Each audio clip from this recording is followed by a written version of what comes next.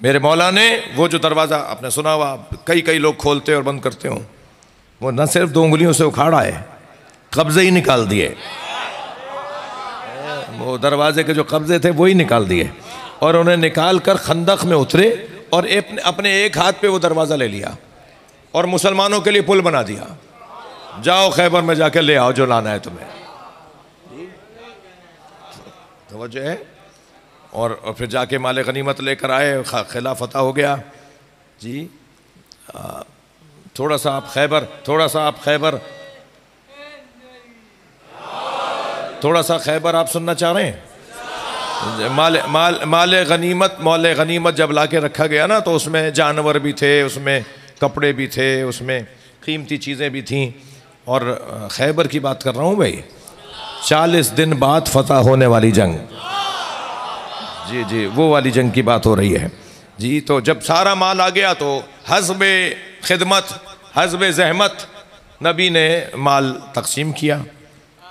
उन अमवाल में एक कीमती तरीन जो लिबास था ना, वो मौला अली को दिया मौला नबी ने, जिसे कतीफ़े खैबरी के नाम से हदीस के अंदर याद किया गया है। रिवायत में उसका नाम है कतीफ़े खैबरी। खैबरी एक हुलल था, एक कीमती दराज लिबास जिसमें तो सोने के तार और जवाहरात जड़े हुए थे, बड़ा कीमती लिबास। और वहाँ के बादशाह का वो लिबास, वो मौला अली को माल गनीमत में हदिया दिया मौला नबी ने कि ये तुम्हारा है, सबसे ज़्यादा कीमती। ऐसे ही कुछ जानवर भी थे। ये जो कीमती लिबास है, इसके बारे में मुझे इजाज़त दें कि मैं कुछ देर बाद अर्ज़ करूँ। तो उनमें जो जानवर थे, उनमें गाय, भैंसें, मिसाल ऊँट, गधे, घोड़े सभी थे। तो वो सब बांध कर खड़े कर दिए गए थे और तय था कि अब जो जिसको नबी देंगे, जिसको जो चाहेंगे देंगे। अगरचे एक जगह जब नबी मुकर्रम ऐसे ही तकसीम कर रहे थे तो किसी ने कहा कि आपने फ़लाँ को ज़्यादा दे दिया। तो नबी मुकर्रम रहमतुल लिल आलमीन, सरकार के चेहरे पर कभी भी गुस्सा नहीं आता था।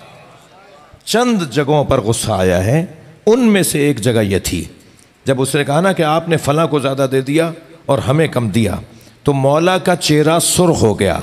हदीस कहती है चेहरा सुर्ख हो गया। उन चंद जगहों में से एक जगह है, चेहरा सुर्ख हो गया और एक जुमला फरमाया, इन लम अकुन आदिलन इन लम यकुन आदिला फमन यादिल। अगर मैं मोहम्मद ही आदिल नहीं हूं तो फिर दुनिया में कौन आदिल है? तुम अगर मेरे बारे में ऐसा सोच रहे हो तो फिर दुनिया में कौन आदिल रहेगा? तो हजरत ने उस माल गनीमत में जो जानवर खड़े थे ना, उनमें तवज्जो की कि एक गधा है जो रस्सी छुड़ा कर हजरत की तरफ लपक रहा है। तो हजरत ने एक सहाबी मोहतरम से कहा, इसकी रस्सी खोल दो, ये मेरे पास आएगा। तो जैसे उसकी रस्सी खोली तो वो दौड़ता हुआ आया और सरकार के उसने कदमों का बोसा दिया और उसने नबी से कोई बात की और नबी ने उसकी बात का उम्मत को बताया कि क्या बोल रहा है। उसने नबी से कहा, या रसूलल्लाह, मेरे आबाओ अजदाद की पुष्ट पर कोई ना कोई नबी या वसी नबी ज़रूर बैठा है। हमारा शजरा बड़ा अच्छा है। मेरे आबाओ अजदाद की पुष्ट पे कोई ना कोई नबी या वसी नबी ज़रूर बैठा है। कुछ मुद्दत गुजरी है कि मेरी पुष्ट पर न कोई नबी बैठा न कोई वसी नबी बैठा। मेरी आरजू यह है कि कुछ देर आप सवारी करें या अली से कहें वो सवार हो जाए। हाँ, नबी मुकर्रम ने कुछ देर उस पर सवारी की और उसके बाद फरमाया कि इस माल में ये जो जानवर है ये मेरा है। तो हजरत ने उस सवारी को अपने आप से मंसूब किया और फरमाया कि ये मेरे इस्तेमाल में रहेगी। तो हजरत के जो जानवर थे उनमें वो गधा भी शुमार हुआ, जिसका नाम हजरत ने रखा याफूर। क्या? याफूर, ये ऐन फे वाव रे, याफूर। नबी मुकर्रम ने कहा ये मेरा है। और वो नबी की सवारी की वजह से, नबी से निस्बत की वजह से इतना गैर मामूली वजूद हो गया था कि सरकार उस पर कोई चीज़ रखकर फरमाते थे फलां को देकर आ जाओ, तो ये उसी को देकर आता था। फरमाते थे फलां को बुला कर ले आओ, तो ये उसी के दरवाजे पे जाके आवाज़ लगाता था और वो समझ जाता था कि नबी ने बुलाया है। तो अब मुझे एक जुमला कहने की इजाज़त है, जो नबी की बात समझे मैं उसे गधा कैसे कहूँ और जो नबी की बात को न माने मैं उसे मुसलमान कैसे कहूं?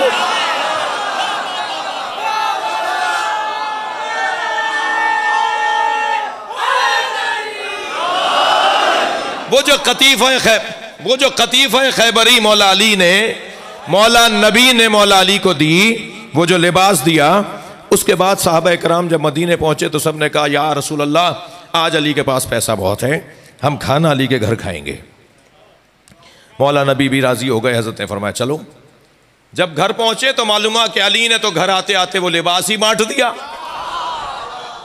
वो घर तक आया ही नहीं लिबास। जहां जहां जिस जिस आबादी के अंदर कोई फकीर मिस्कीन अली के जहन में था, कोई मांगने वाला था, अली ने उसके तार, उसके जवाहरात, उसके टुकड़े टुकड़े वो लोगों में बांट दिए। जाओ इसे बेचो, जाकर अपने घर को चलाओ, अपना मामलात सीधे करो, अपना रिस्क, अपने रोटी का इंतज़ाम करो। घर में तो अली लेकर नहीं आए। अब इतनी बड़ी जमात खाना खाने आ गई है और अली के घर में कुछ भी नहीं है। तो जनाब ज़हरा से जाकर कहा या ज़हरा, हमारे घर रसूलुल्लाह और असहाब रसूलुल्लाह वो खाना खाने आए हैं, कुछ खिलाने को है? तो बीबी ने फरमाया हमारे घर में कुछ खाने को नहीं है, आप दस्तरखान बिछा दें। भाई रिवायत सुनने की है, रिवायत सुनने की है। बीबी फरमाती है हमारे घर में खाने को कुछ नहीं है, आप मेहमानों के लिए दस्तरखान बिछा दें। मौला अली फरमाते हैं कि मैं दस्तरखान बिछाकर हजरत रसूलुल्लाह और साहबा इकराम के सामने दस्तरखान बिछाकर अंदर आया कि अब क्या होगा। अच्छा आप जरा गौर करें, सरकार ने मौला अली से वसीयतों में बीबी के हवाले से एक वसीयत फरमाई थी, अनफिज मा अमरत का फातिमा, ए मेरे अली जो मेरी फातिमा हुक्म दे उसे मान लेना। ये कोई कम बात नहीं है। इस फजाइल की रिवायत में भी बीबी फरमा रही हैं आप दस्तरखान बिछाइए, और उधर घर में अली है और बीबी फरमा रही है मैं दरवाजे पे जाऊंगी। यही तो फातिमा का अमर है, मैं जाऊंगी दरवाजे पर। उधर नबी वसीयत कर गए खबरदार या अली जो मेरी फातिमा हुक्म दे उसे मान लेना। अब मौला दस्तरखान बिछा चुके। सरकार दो जहां से कहा या रसूलल्लाह माजरा ये है, माजरा ये है, घर में कुछ नहीं है, सैयदा ने कहा है दस्तरखान बिछा दें। हजरत ने फरमाया घर में मैं अपनी सैयदा अपनी जहरा से मिलने आऊँगा। आप घर में तशरीफ़ लेकर आए मौला अली के साथ, तवज्जो चाहूँगा। तो जैसे ही मौला अली के साथ सैयदा के पास नबी मौला और अली मौला पहुँचे तो क्या देखा, एक वसी अरीज़ दस्तरखान है जिस पे दुनिया के लजीज तरीन खाने सजे हुए हैं, यानी तादाद में भी ज़्यादा हैं। तवज्जो चाहूँगा भाई, देखिए मौला अली अपने चाहने वालों से चाहते हैं कि तुम्हारे अपने दस्तरखान पे ग़िज़ाएँ कम हों। इसका यह मतलब नहीं है कि मेहमानों के लिए भी ग़िज़ाएँ कम रखो। बात जा रही है मेरी या नहीं? मौला अली चाहते हैं कि उनके चाहने वालों के दस्तरखान रंगीन ना हो, बड़ी बड़ी लंबी लंबे दस्तरखान ना हो। लेकिन इसका यह मतलब नहीं है, यह तजाद नहीं है। इसका यह मतलब नहीं है कि मेहमान तुम्हारे घर आए तो वहां भी तुम रोटी और नमक रख दो। बाज लोग वाकई सच्चे होते हैं। मौलाना चटनी रोटी खा लें कभी, अब जो वहां पहुंचे तो वाकई चटनी रोटी थी, इतने सच्चे होते हैं। अरे भाई चटनी रोटी एक मुहावरा है कि सादा सा खाना होगा, मगर ये थोड़ी कि चटनी रोटी तुम मेहमान के सामने रख दो। तो मेहमान के सामने तो खाना बड़ा ज़्यादा से ज़्यादा नेमतें रखनी है ना। अब मौला फरमाते हैं कि मैं और नबी जब घर में दाखिल हुए तो सैयदा के सामने दस्तरखान बिछा हुआ है और तरह तरह के खाने चुने हुए हैं, तरह तरह के खाने चुने। मौला अली फरमाते हैं कि नबी ने सवाल किया या फातिमा अन्ना लके हाजा। अब लहजा कुरान फहमी वाले जानते हैं ये लहजा कुरान का लहजा है। ये सवाल हजरत जकरिया ने हजरत मरियम से किया था, या मरियम अन्ना लके हाजा। जनाब रिसालत में आप सवाल कर रहे हैं या फातिमा अन्ना लके हाजा, ये कहां से आया? तो बीबी ने फौरन फरमाया हुवा मिन इंदिल्लाह, ये जन्नत से आया है। भाई तवज्जो चाहूंगा, नतीजा बड़ा हसीन है। बीबी ने फरमाया ये जन्नत से आया है। जैसे ही नबी ने सुना कि ये जन्नत से आया है फौरन सजदे में गिर गए, पेशानी सजदे में रखी, जिक्र पढ़ा, खड़े होकर मौला अली की तरफ देखा, बीबी ज़हरा को देखते हुए फरमाया, फातिमा, जब वो आयत मुझ पर नाजिल हुई जिसमें हज़रत ज़करिया ने हज़रत मरियम से उनके सामने रखे हुए खानों के बारे में सवाल किया, ताला लगा के गए थे, चाबी उन्हीं के हाथ में थी, वापस आके ताला खोला, दरवाज़ा खोला, कोई आया ही नहीं है, ताला लगा हुआ था कि एक मरतबा देखा कि खाने लगे हुए। तो क्योंकि हज़रत मरियम को ख्वाहिश हुई थी कि कुछ खाऊं, तो अल्लाह ने बंद ताले में फरिश्तों के ज़रिए जन्नत की मादी ग़िज़ाएँ भेजी।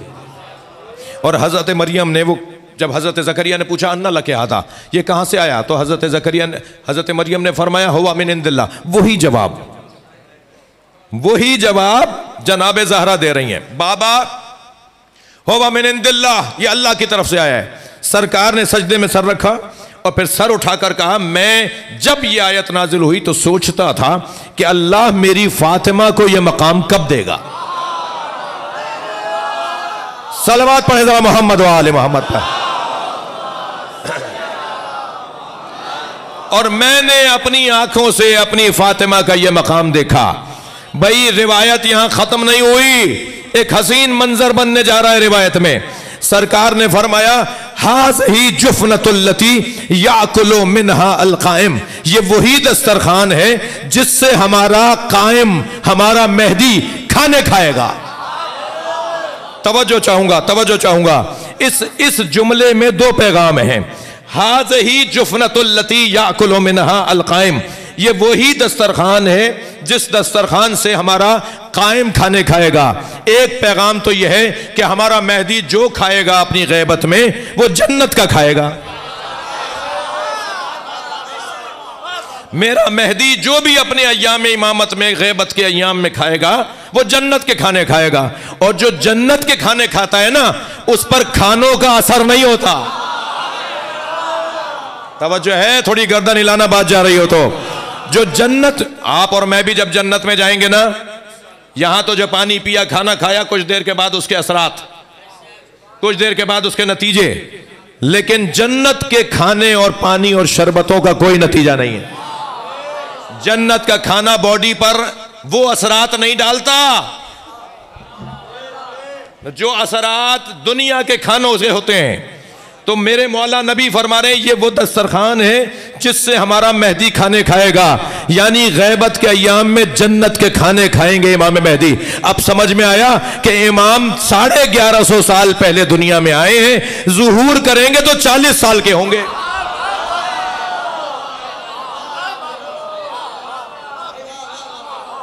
चालीस साल के इसलिए होंगे इमाम मेहदी, अभी 1150 साल के हो गए, मगर जब ज़ुहूर फरमाएंगे तो 40 साल के होंगे। क्यों?